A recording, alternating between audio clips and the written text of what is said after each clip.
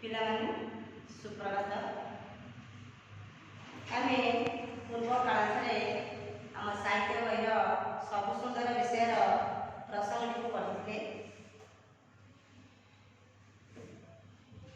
से प्रसंग अवशिष्ट पाठ आज पढ़ा। पूर्व आम पढ़ी रवींद्र बगीचार केमती काम करती तीन जन नाती नातुणी थे मिता मिठू माधवी। से तीन जन नाती नातुणी रविवार गोटे दिन छुट्टी अच्छी विद्यालय छुट्टी था। से जेजे सागर बगीचार काम करते। जेजे से विभिन्न ऋतु विषय पचार विभिन्न ऋतु में बगीचाटी किपर देखा जाए से विषय नाती नातुणी मान पचार और नाती नातुणी मैंने उत्तर देते। सान नातुणी मिता किपरि वर्षा ऋतु भल लगे, वर्षा ऋतु में कौन कौन हुए से कही। से मिठू पंचम श्रेणी पढ़े नाती सी शीत ऋतु भल लगे कही और शीत ऋतु भल लगे कारण कही। से बड़ नातुणी माधवी किपरि ग्रीष्म ऋतु भल लगे और ग्रीष्म ऋतु में कौन कौन हुए सब से कथा कही। तुम्हें मैंने से कथा शुणुल आगुड़ सब मन रखी भावुची। आज आम देखा कौन सेतक नाती नातुणी उत्तर सरला जेजे नाती नातुणी कथा शुणी खुशी हो हसिले। सान नातुणी मिता पचारा जेजे तुमको कि ऋतु भल लगे कौन। सान नातुणी मिता से पचार जेजे तुम्हें तो आम पचार आम कि ऋतु भल लगे आम एथर तुम्हें कह तुमको कि ऋतु भल लगे। जेजे कौन कहले शुणा। जेजे कहले मत सब ऋतु सब मास भल लगे। जो ऋतु हेला कहीं तार किसी उपकार करे। मिता तो कही वर्षा ऋतु कहीं भल लगे। तुम सब जान वर्षा ऋतु कि पृथ्वी जीवजंतु गछलता इत्यादि पानी पाती नई नाड़ पोखरी गाड़िया पानी पूर्ण हो जाती। चाषबास सुविधा हुए। जो अंचल वर्षा हुए से अंचल मरुभूमि पालटि जाए। जेजे कहले सब ऋतु जेजे को जो पे पचार मिता कही जेजे तुमको क्यों ऋतु भल लगे। जेजे कहले मत सब ऋतु भल लगे। जो ऋतु जो मास होता कहीं सब ऋतु आम कि कि उपकार करें। जो वर्षा ऋतु में मिता कही वर्षा ऋतु पृथ्वी पानी अभाव न थाए। जीवजंतु गछलता पानी पाती नई नाड़ गाड़िया पानी भर्ती होता है। चाषबास सुविधा हुए। आ जो अंचल वर्षा हुए से अंचल मरुभूमि पालटि जाए। से आउ गोटे कथा तुम्हें जान ग्रीष्म ऋतु नथिले वर्षा ऋतु भी न था। जेजे कहते जब ग्रीष्म ऋतु न था वर्षा ऋतु न था। ग्रीष्म ऋतु न सूर्य किरण जलबाष्प ऊपर जाकर ना कि वर्षा हो पारता ना। तेणु जेजे कहते ग्रीष्म ऋतु नथिले वर्षा ऋतु न था। खरा दिन सूर्य किरण नई नाड़ पोखरी गाड़िया पानी बाष्प हो आकाश को उठी जाए। से बाष्प मेघखंड हो भासुए और वर्षा हुए। सूर्य किरण प्रखर किरण द्वारा जल बाष्प हो पृथ्वी पृष्ठ जल बाष्प हो वायुमंडल को जाए। से वायुमंडल में मेघ आकार बुलुता है और ठंडा हो वर्षा पृथ्वी पृष्ठ को आसी थाए। तेणु ग्रीष्म ऋतु नथिले वर्षा ऋतु हो पारि न था। पिला खूब आग्रह जेजे कथा शुणुले।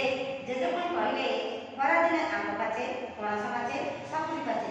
यही ऋतु में तरबुज तालस जेटी मिले केड़े सुआदिया फल गुड़िक तुम्हें फल सब खाई। ग्रीष्म ऋतु प्रभाव गरम प्रभाव आंब पणस सपुरी भली टाण जिन पाचि थाए। आई ऋतु में तालसज तरबुज मिलता है। बहुत सुंदर सुआदिया से खाद्य सब खाଇବା तुम्हें निश्चित खाई। एगुड़िक सब ग्रीष्म ऋतु प्रभाव पाचि थाए आ मिलता है। पिला खुशी ताली मारे। जेजे पुणी कहले पिला खुशी ताली मारे। जेजे उत्तर शुणी खुशी गले ताली मारे। पुणी जेजे कहले शीत ऋतु में भी से मंद हुए। यही ऋतु में केते जातर फूल फुटे केते जातर पनीपरिया चाष कराए केते प्रकार फसल अमल कराए। बाट घाट परिष्कार थाए। तेणु सब ऋतु आम भल।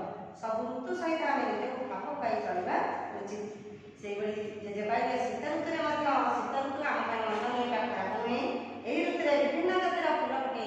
शीत ऋतु में केते फूल सब फुटी थाए। देखते बाड़ी बगीचारे विभिन्न प्रकार फूल गेंदू फूल गेंदू टगर अपराजिता जिनिया ଗୋଲାପ ଇତ୍ୟାଦି ବିଭିନ୍ନ ପ୍ରକାର ଫୁଲ ଫୁଟି ବାଡ଼ି ବଗିଚା ସୁନ୍ଦର ଦେଖାଯାଏ।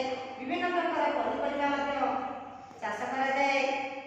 କେତେ ପ୍ରକାର ଫସଲ ମଧ୍ୟ ଅମଳ କରାଯାଏ। ବିଶେଷ କରି ଶୀତ ଋତୁରେ ଧାନ ଫସଲ ଅମଳ କରି ଚାଷୀ ବହୁତ ଖୁସିରେ ଥାଏ। ଆଉ ଏହି ଋତୁରେ ବାଟ ଚାରିଆଟା ପରିଷ୍କାର ପରିଚ୍ଛନ୍ନ ଥାଏ। ତେଣୁ ସବୁ ଋତୁ ଗ୍ରୀଷ୍ମ ଋତୁ ହଉ ବର୍ଷା ଋତୁ ହଉ ବା ଶୀତ ଋତୁ ସବୁ ଋତୁ ଆମ ପାଇଁ ଭଲ ଅଟେ। ସବୁ ଋତୁ ଆମର କିଛି ନା କିଛି ଉପକାର କରିଥାଏ। ତେଣୁ ସବୁ ଋତୁ ସହିତ ଆମେ ଖାପ ଖୁଆଇ ମିଳିମିଶି ଚଳିଯିବା ଉଚିତ। ପିଲାମାନେ ଜେଜେଙ୍କ କଥା ଶୁଣି କହିଲେ ଜେଜେ ଆମର ଠିକ କଥାଟିଏ କହିଲେ। ପିଲାମାନେ ଖୁସି ହୋଇଗଲେ ଆଉ ଖୁସି ହୋଇ କାନ୍ଦିନାରୀ କହିଲେ ଯାହା ଆଉ ଜେଜେ ଆମର ଠିକ କଥାଟିଏ କହିଲେ। ଏଥର ବିଷୟଟି ସରିଲା। ଆଶା କରୁଛି ତୁମେମାନେ ଭଲ ଭାବରେ ବୁଝିପାରିଥିବ। ବର୍ତ୍ତମାନ ଆମେ ଦେଖିବା এই ଅବଶିଷ୍ଟାଂଶରେ ଥିବା ଶବ୍ଦ ସବୁ କ'ଣ ବାହାରିଲା ସେ ଶବ୍ଦ ଉପରେ ଟିକେ ଆଲୋଚନା କରିବା। ଦେଖିବା ଖାପ ଖୁଆଇଲା ସବୁ ସୁନ୍ଦର ପ୍ରସଙ୍ଗଟିର ନାଁ ଲେଖିବା। ସବୁ ସୁନ୍ଦର ତାର ଶବ୍ଦାର୍ଥ ବାହାରିଲା। କଠିନ ଶବ୍ଦ ବାହାରିଛି ଖାପ ଖୁଆଇଲା। ଖାପ ଖୁଆଇବା ମାନେ ମିଳିମିଶି ଚଳିବା। ଯେଉଁ ପରିବେଶ ସହିତ ହଉନା କାହିଁକି ସେ ପରିବେଶ ସହିତ ମିଳିମିଶି ଚଳିଯିବା।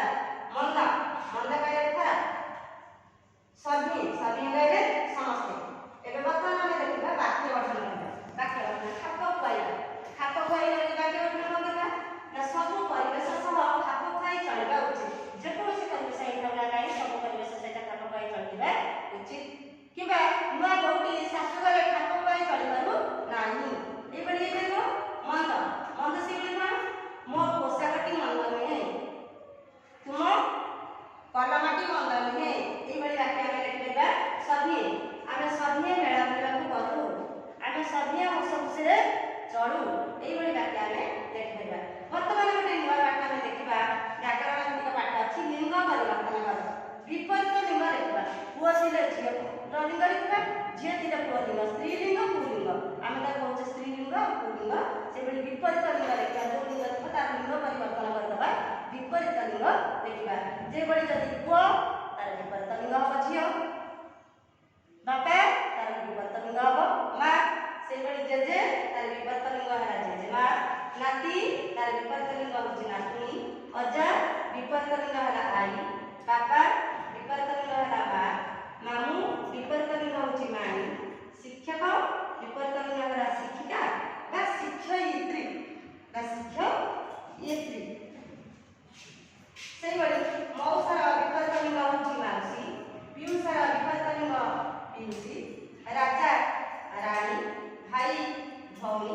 ଏଇଭଳି ବିପରୀତ ଲିଙ୍ଗ ସବୁ ହବ। ଏଥର ଆମେ ଦେଖିବା ଘର ପାଠ।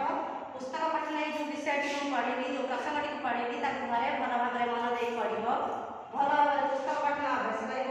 ଆଉ ବିଭିନ୍ନ ଋତୁର ଚିତ୍ର ସଂଗ୍ରହ କରି ଖାତାରେ ଲଗାଇବ। 12 ମାସ ଆଉ 6 ଋତୁ এই ଜୀବଜଗତ ଉପରେ କ'ଣ ପ୍ରଭାବ ପକାଏ ସେହି ବିଷୟରେ ବୁଝିବ। ବୁଝି 5ଟି ବାକ୍ୟରେ ଖାତାରେ ଲେଖି ରଖିବ।